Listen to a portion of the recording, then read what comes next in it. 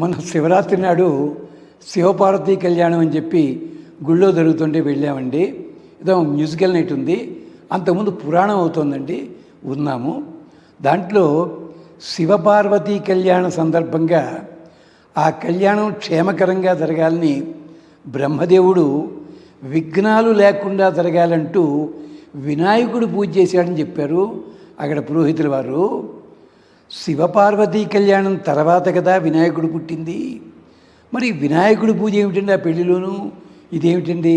ఆయన అడిగితే నోరుమోయ్ అని తిట్టి పంపించేశాడండి మమ్మల్ని అన్నాడు ఆ కుర్రాడు. దీనికి సమాధానం ఏమిటి?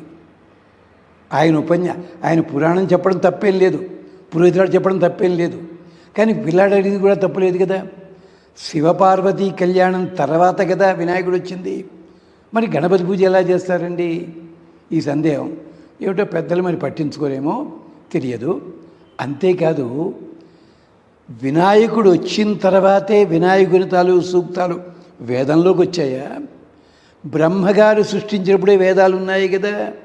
ధాతాయ ధాపూర్వమకల్పయత్ అంటే కుమారస్వామి కానీ వినాయకుడు కానీ ఇలాంటి వాళ్ళు పుట్టక మునిపే వేదాలు ఉన్నాయి కదా.